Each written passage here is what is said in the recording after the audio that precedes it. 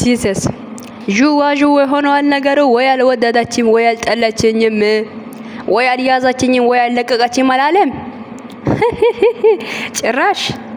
ወይ አልያዝሽም፣ ወይ አልለቀሽም። ሄምዬ የኔ እናት ሰላም ሰላም ሰላም ሰላም! ውድና የተከበራችሁ ውድ ቻናሌ ቤተሰቦችዬ እንዴት ናችሁ? ደህና ናችሁ? ማንም ያላየውና ማንም ያልሰማው አዲስ ዜና ይዤ መጥቻለሁ።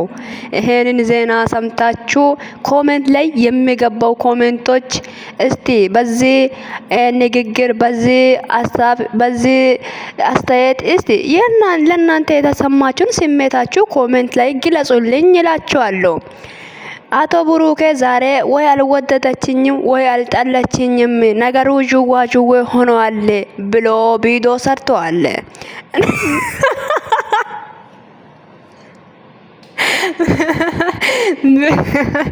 ቤተሰቦች ይቅርታ፣ ነገሩ በጣም እያሰቀኝ ነው። እናንተ በውስጥ ሰላም ናችሁ፣ ግን ውጪ ላይ መጣችሁ ዥዋ ሆኗል ነገሩ። አረ ተው እንጂ ብራዘር፣ ተው።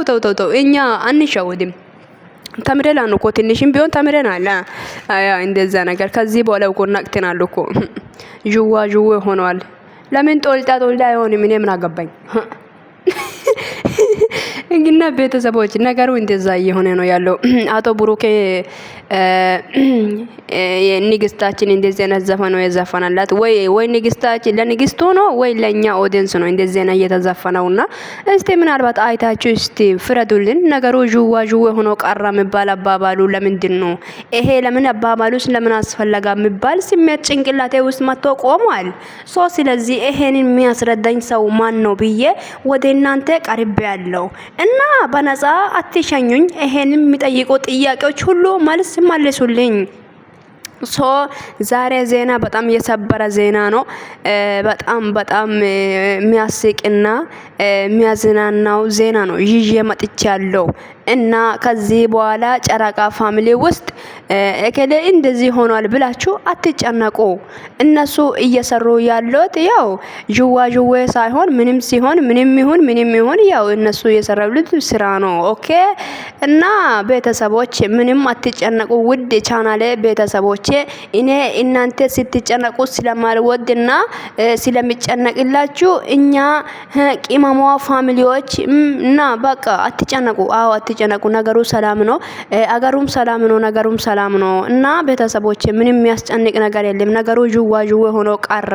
ወይ አልቀረበችም ወይ አልሸሸችኝም እና እያልሰለሰለች ወይ ከህይወቷ አላስወጣችኝም ወይ አላስገባችኝም ተብለዋል። እና ይሄንን መልስ እስቲ ማታ እንፈልጋለን። እናንተ ደግሞ እስከዚህ ድረስ እኔ ያመጣሁትን ይሄን ዜና ሰምታችሁ እና ጥሩ ኮሜንት በመጻፍ እርዱኝ እላችኋለሁ። እና 1000 ሊገባ ትንሽ ነው የቀረው። የት ናችሁ ብዬ ሁልጊዜ እናንተ ሰብስክራይብ አድርጉኝ ብዬ እየተጨነቁ ነበረ። 1000 አስገቡኝ እላችኋለሁ። ቤተሰቦ ነገሩ ሲሩ እንደዛ ነው። እንደዛ አውሪ ሲላለኝ ነገር ስራችሁ ነው እንደዚህ ያደርገኝ ማለት ነው። ገባችሁ? እንዴት ነው ይሄ ነገር? ቤተሰቦች በምን አንግል ነው የተረዳችሁት? እስቲ እናንተ እስቲ ለኔ ንገሩኝ። ማለት እንዴት ነው ነገሩ ዥዋ ሆኗል ማለት አባባሉ? እሺ እንዴት ነው? ወዴት እየሄደ ነው ያለው? ከየት ነው ማለት መፈታትና ማስረዳት ማንን ነው የምጠብቀው? እስቲ አስረዱኝ። እስቲ ለኔ ንገሩኝ። ዥዋ ሆኗል ማለት እስቲ ለማን ነው የተዘፈነው ይሄ ዘፈን? ለቂማሟ ነው? ለኛ ኦዲየንስ ነው? ወይም ለኛ በጎች ነው? የ30ዎች ነው የተዘፈነው ወይስ ለኛ የቂመሟ ፋሚሊዎች የጀግናው ፋሚሊዎች ለኛ ነው ወይስ እንዴት ነው? እስቲ ይሄን ነገር እስቲ አስረዱኝ። እስቲ ቤተሰቦች ሊገባኝ አልቻለም። በጣም ስሜታዊ ሆኜ በጣም ሀሳብ ውስጥ ይሆኛለሁና እኔ ውድ ቤተሰቦቼ ደግሞ እኔ ይዤ መጣሁት ዘፈን እኔ ይዤ መጣሁት ዜና ይሄን ይመስላል። አቶ ብሩኬ ነው እንደዚህ ብሎ የዘፈነው እና ዘፈኑን ከወደዳችሁ ላይክ ሰብስክራይብ እያረጋችሁ አዲስ ነገር ይዘን እንመጣለን።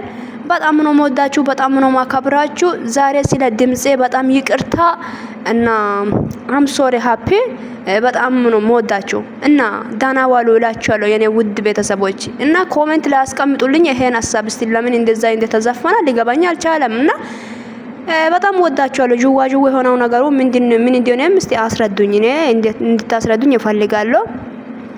እና በጣም ወዳችኋለሁ፣ በጣም አከብራችኋለሁ። አንዳንዶች ኮሜንት ላይ ማታችሁ የምትጻፉት ነገሮች እስቲ አስተካክሉ ብዬ አስባለሁኝና የእናንተ ነገር ነው። ስድብ ምንም አይመስለኝም። በጣም ወዳችኋለሁ። ባይ